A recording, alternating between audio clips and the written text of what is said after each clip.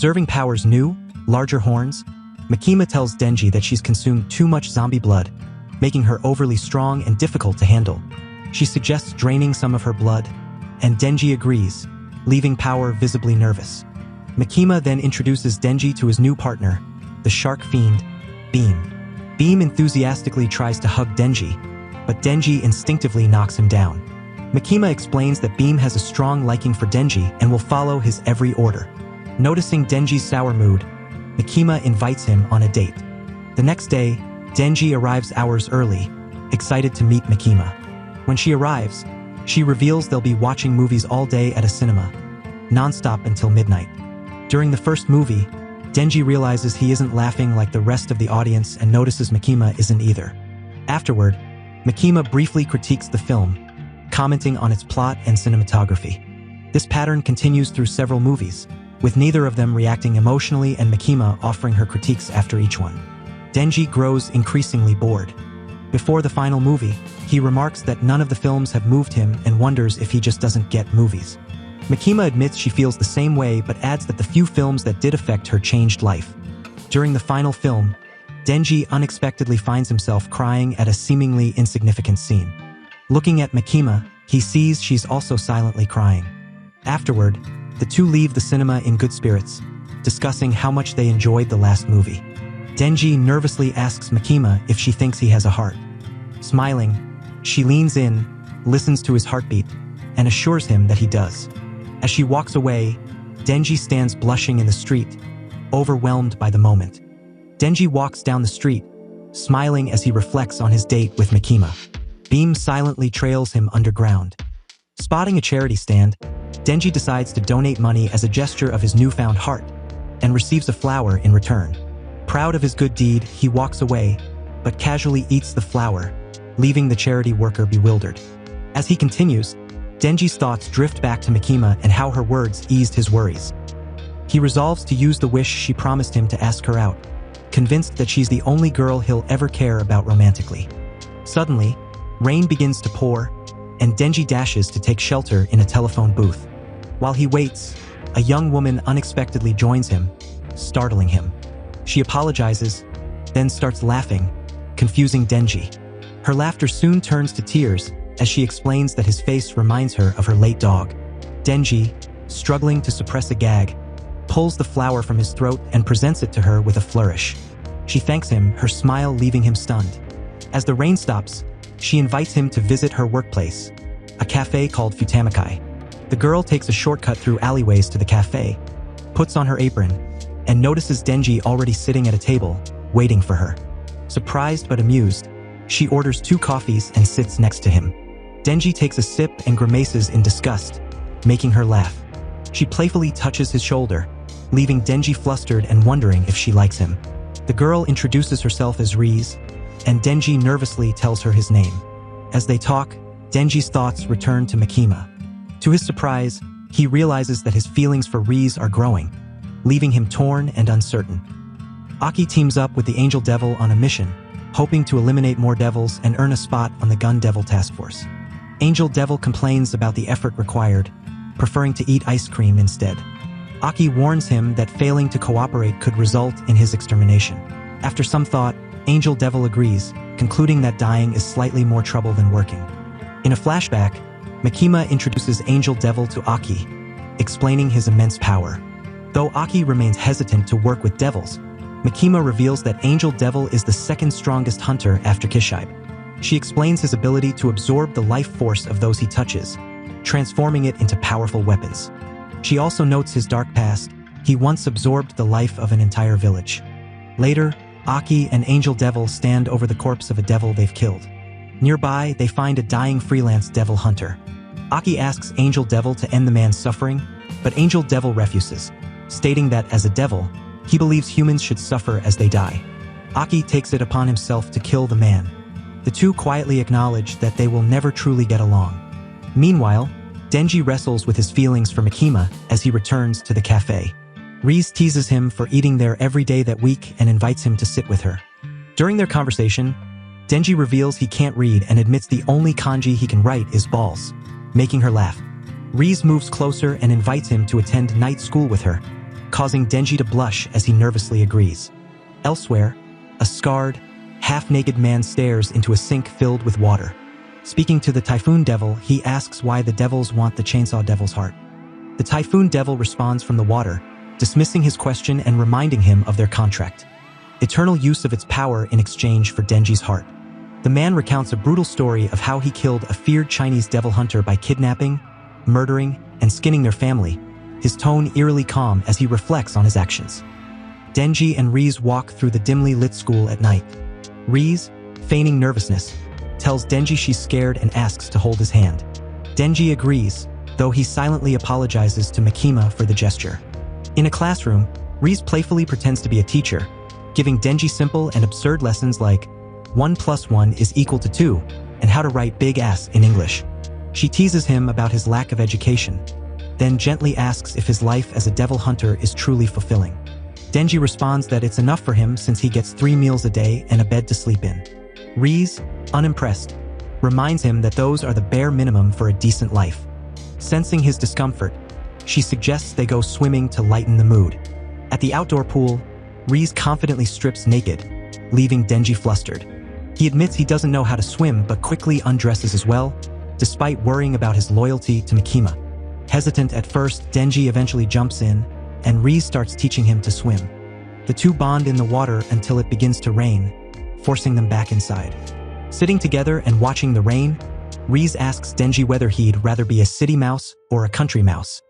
Meanwhile, Aki and Angel Devil are having the same discussion.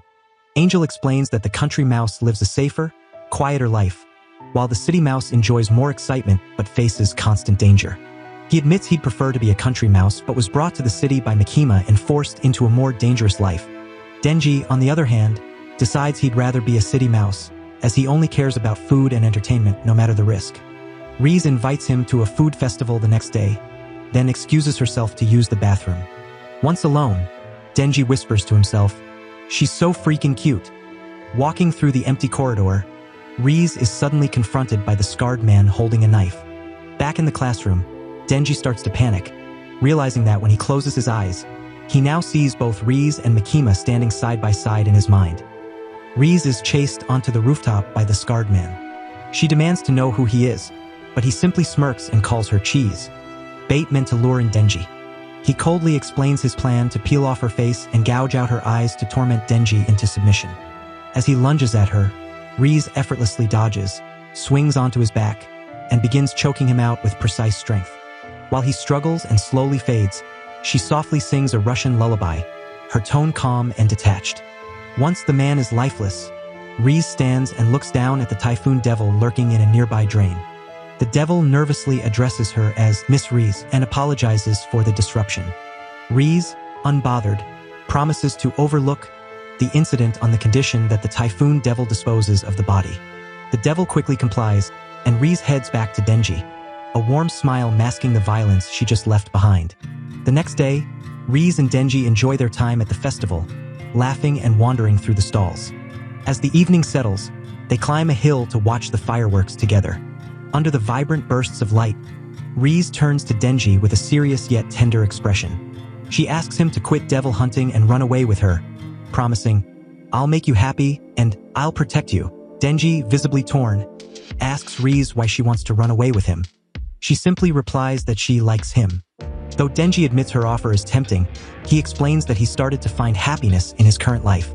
He talks about his growing role in the bureau and his improved relationships with Aki and Power. These, he says, aren't things he's ready to give up so easily. Hesitantly, he asks if they can still see each other despite his decision. Rize looks at him for a moment before asking if he likes someone else. Without waiting for an answer, she kisses him deeply. As Denji begins to relax into the kiss, he suddenly falls backward, blood pouring from his mouth. It's revealed that Rize has bitten off his tongue. Without hesitation, Rize slits Denji's throat, leaving him gurgling and reaching for his cord to transform. Before he can, she swiftly severs his hand, stopping him. Kneeling close to his weakening body, she stabs him in the back and holds him gently. Rize kisses him once more before calmly apologizing and telling him she's taking his heart. Before Rize can act further, Beam bursts from the ground, grabs Denji, and flees down the hill. Frantic, Beam curses himself for failing to recognize her scent earlier, the smell of a bomb. As if on cue, Reese reaches for the pin on her choker, pulling it free. Her head and right arm explode in a violent burst before rapidly reforming, revealing her transformed state as the Bomb Devil hybrid. Launching herself with a deafening blast, she crashes in front of Beam and Denji in an instant, her voice cold as she calls Beam a thief. Clutching Denji tightly, Beam desperately tries to flee from Reese. However, she effortlessly uses her explosive blasts to launch herself ahead of him, blocking his path with precision. Calmly, she offers Beam a deal: freedom in exchange for Denji. Beam growls in defiance and transforms into his monstrous shark-headed form. In response, Reese simply touches his face, unleashing an explosion that sends him crashing to the ground with ease. As Beam struggles, a trio of private devil hunters arrive and report the situation via walkie-talkie. Reese snaps her fingers, detonating the hunters instantly, reducing them to nothing. Turning back, she notices that Beam, seizing the moment, has slipped away with Denji once more. Nearby, at the 2nd Division training facility, Aki spars with other hunters. One of them, Nomo, thanks him for the valuable training and offers Aki a position with their team, promising a high-ranking role within 5 years. As Nomo departs, Angel Devil questions Aki's lack of mention of his shortened lifespan, revealing that Power had told him about it. Angel Devil considers Aki lucky, admitting his own desire to die just to avoid effort. Suddenly, Nomo rushes back, panicked and requesting their immediate aid. At the entrance, they find a heavily wounded Beam, barely able to stand as he clutches Denji's battered body.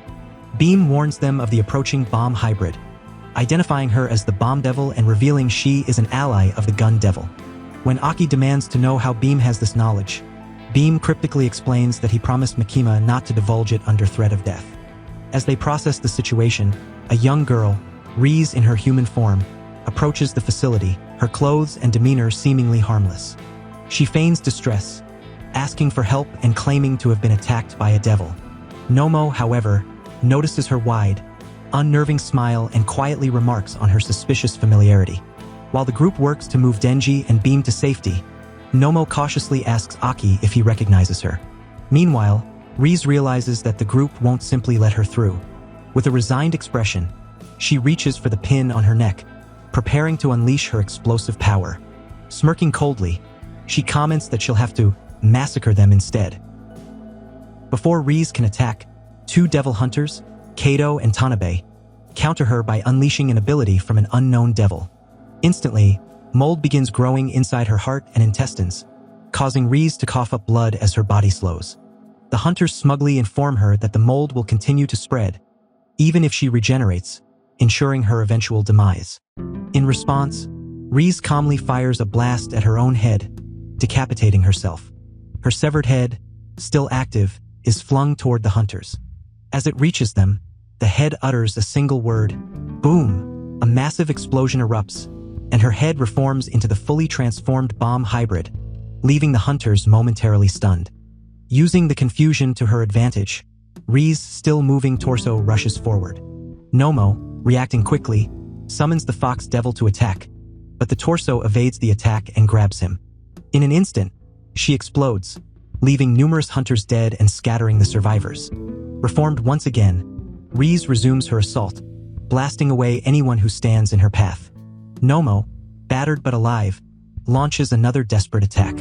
Despite his efforts, Reese gracefully dodges every strike, overwhelming him with her speed and precision. Just as she's about to finish him off, the 2nd Division lieutenant intervenes, summoning Khan to swallow her whole. For a moment, it seems they have succeeded.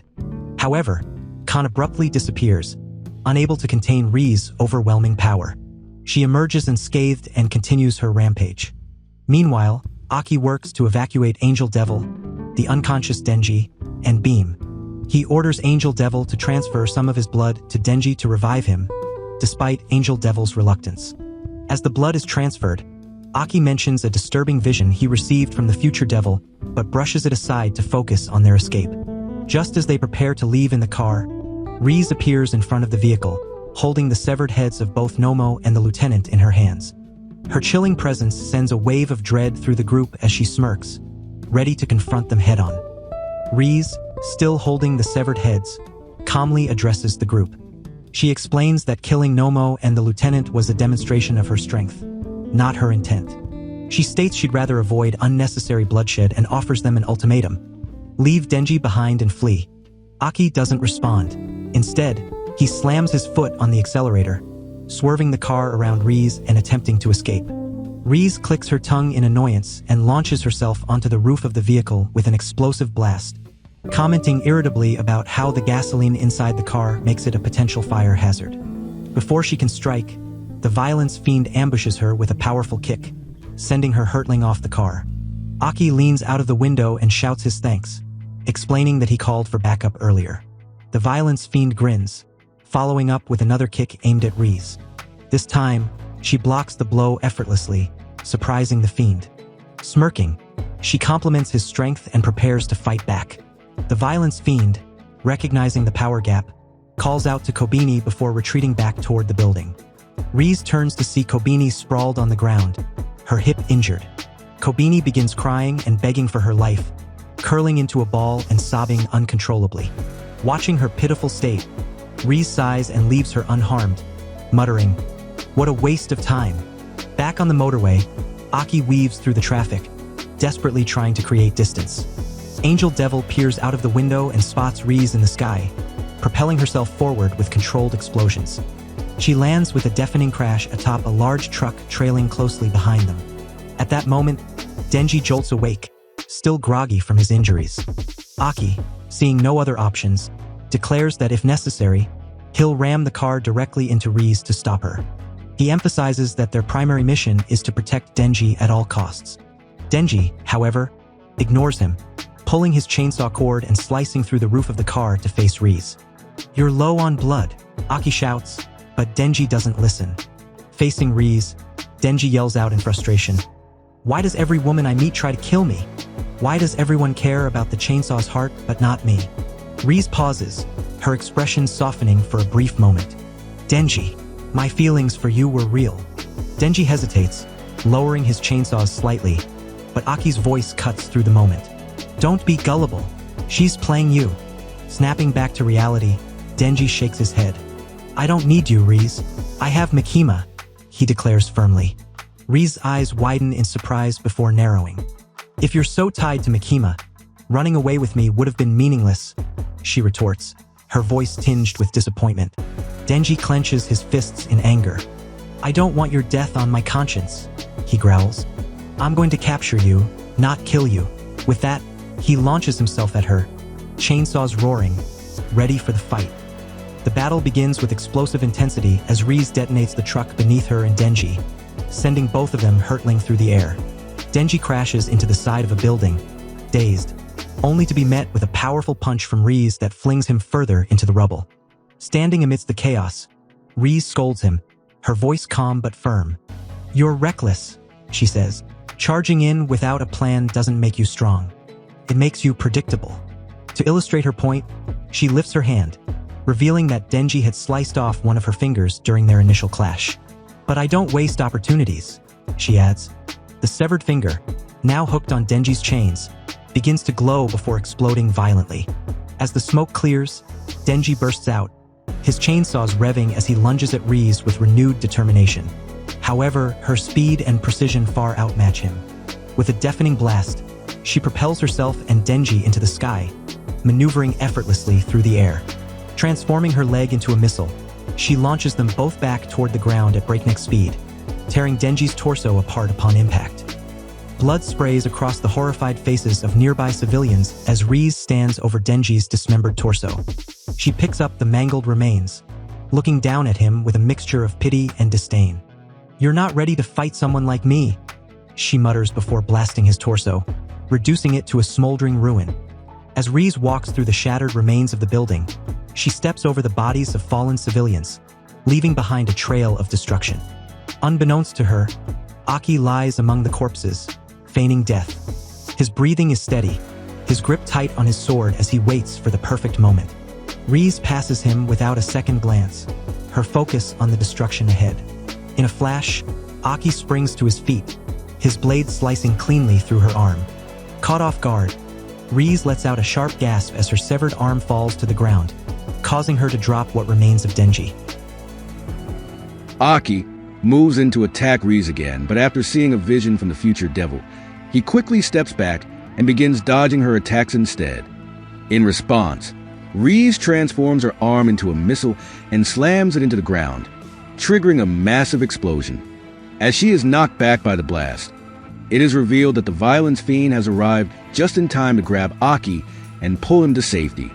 Apologizing for his lateness, Violence Fiend is met with Aki's relieved response. Never been so glad to see a devil.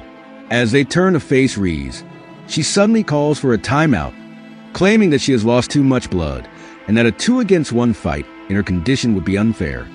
Violence Fiend considers this and asks Aki if they should accept the handicap, but Aki flatly refuses. Revealing that her hesitation was merely a ploy, Reese smirks as the now monstrously massive Typhoon Devil crashes through a nearby building, offering to join the fight. Elsewhere, Angel Devil moves through the rubble, absorbing the life energy of the dying while offering them comfort in their final moments. He then approaches Beam, who is clutching Denji's dismembered torso. Giving Denji his blood, Angel Devil restores him to full strength. Denji jolts awake naked. Beam cheers excitedly, exclaiming that Denji is super cool. Meanwhile, Angel Devil tells Denji he has a choice to make. Either die and give Reese his heart, or kill her. Thinking for a moment, Denji decides it's an easy choice, he'll kill her. Despite his determination, Denji worries about Reese's overwhelming strength. Sensing this, Angel Devil turns to Beam for advice, knowing that he seems to know more about the Chainsaw Devil's abilities. Beam suggests that Denji should use his chainsaws for mobility by wrapping the chains around objects and swinging from building to building.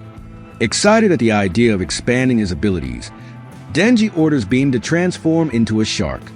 As Beam does so, Denji quickly gets dressed, jumps onto Beam's back, and uses his chainsaws as makeshift reins, attempting to ride him like a horse. Both Beam and Angel Devil express skepticism about this bizarre method, but Denji ignores them. Charging toward the battle, Denji and Beam's arrival catches both Aki and Reese by surprise. As they approach, the Typhoon Devil excitedly greets them. As the combined force of the explosions and Typhoon sends the others flying back, Violence Fiend comments that they can do nothing but watch the battle unfold between Denji, Beam, Reese, and the Typhoon Devil. Denji moves in and manages to slice off Reese's leg. However, the Typhoon Devil quickly replenishes her blood, healing her injury. Both Denji and Reese express excitement at the sheer insanity of their fight. Amid the chaos, Angel Devil is blasted backward. Aki grabs his shirt, but as he clings to a signpost for support, his grip begins to slip. Angel Devil calls out, urging him to let go, saying he has already accepted death. As Aki loses his grip on Angel Devil's shirt, Angel Devil closes his eyes and thinks of a young woman from his past. But at the last moment, Aki grabs his hand and pulls him back to safety. Angel Devil, frustrated, asks why Aki did that, pointing out that touching him has cost Aki 2 months of his lifespan. Aki simply responds that if Angel Devil is going to die, he'd rather it happen from a distance because he has had enough of watching people die in front of my eyes. Back in the battle, Denji quickly slices the Typhoon Devil to shreds. Losing sight of Reese, he is caught off guard when she suddenly attacks from above, blasting both him and Beam into the ground. Moments later, Denji crawls out of Beam's semi-conscious mouth, revealing that Beam had shielded him and taken the brunt of the blast. Standing atop a rooftop, Reese playfully asks Denji if he's ready to give up. He simply responds, "Don't wanna." Reese flicks a small blast at Denji, causing his right arm to erupt in an explosion and engulfing him in flames. As she moves closer, irritated, she urges him to accept death. She points out that he has nowhere left to run, but Denji counters by reminding her that the ocean is right behind them, the same ocean where she had once taught him to swim. She fires another blast at his remaining arm. However, as the smoke clears, it is revealed that Denji managed to keep the arm attached by linking a chain between his shoulder and forearm. Seizing the moment, he flings the chains at Reese, successfully wrapping her up before leaping into the ocean. Unable to explode while wet, Reese sinks helplessly to the bottom. The next morning, she awakens in her human form, lying on a nearby beach next to Denji, and an unconscious beam. She asks Denji why he revived her. He responds that he did it for his own happiness, explaining that letting her be captured or killed would have haunted him. She reminds him that she could still easily kill him, to which he playfully replies, "If I'm gonna die, at least let it be at the hands of a beautiful woman." Reese laughs and tells him that she never really liked him, that every flirtatious interaction had been part of her plan. As she turns to leave, Denji asks if he can go with her and live on the run. When she questions him, he admits that he genuinely likes her, even if all her words were lies. He reminds her that she still taught him to swim, implying that, on some level, her kindness had been real. Reese moves closer to him, only to swiftly snap his neck before walking away. As she departs, Denji calls out, telling her that if she changes her mind, she can meet him at the cafe at noon. Later that day, Denji packs his bag and heads out to the cafe. Aki and Kishibe watch as the cleanup from last night's fight unfolds. Kishibe shares a Soviet urban legend with Aki about a USSR military branch that kidnapped orphaned children, training them as soldiers and using them as test subjects. He explains that the story was later confirmed to be true when an American journalist uncovered evidence of it. Kishibe then reveals that Reese was one of these children, referring to them as guinea pigs. Meanwhile, an undercover Reese makes her way to a train station, planning to run away. On her way, she donates money to the same charity Stan Denji once donated to and receives a flower of the same kind he had. However, upon reaching the station, she pauses, gazing at the flower in her hand. Instead of boarding the train, she turns around and heads toward the cafe where Denji had promised to meet her. As she walks through an alleyway, a smile of anticipation forms on her face. Suddenly, a swarm of mice scurries past her feet, gathering to form a towering pillar. A voice emerges from within as the pillar collapses, revealing Makima. Referring to Reese and Denji's conversation from a few nights prior, Makima states that she prefers the country mouse. However, she clarifies that her preference stems from the pleasure she takes in capturing and killing them, an act that, she claims, gives her peace of mind. Reese moves to pull the pin from her neck, but before she can, her arm is instantly obliterated. With her remaining hand, she pulls out a hidden knife and lunges at Makima, attempting to stab her in the back. However, before she can reach her, Angel Devil hurls a spear from a nearby rooftop, impaling her. As Reese lies bleeding, she desperately tries once more to pull the pin, but Makima gently takes her hand, stopping her. Looking toward the cafe, Reese thinks of Denji and recalls why she chose not to kill him on their first date, because she too had never been to school and had been just as excited as he was.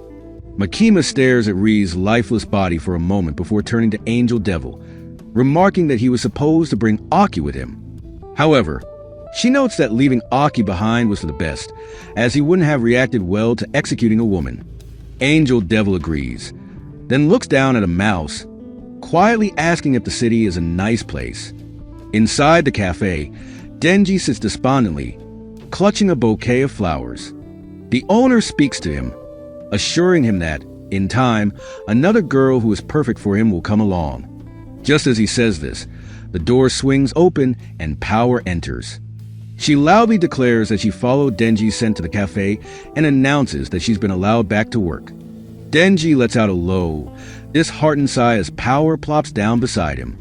Noticing the bouquet in his hands, she assumes it's for her and demands that he give it to her. In response, Denji abruptly shoves the flowers into his mouth and grins. Thanks for watching. If you enjoyed the video, don't forget to hit that like button and subscribe to the channel for more epic content. Drop a comment below with your thoughts, and if you're excited for what's next, make sure to stick around. There's a lot more coming your way. Stay tuned, and I'll see you in the next one.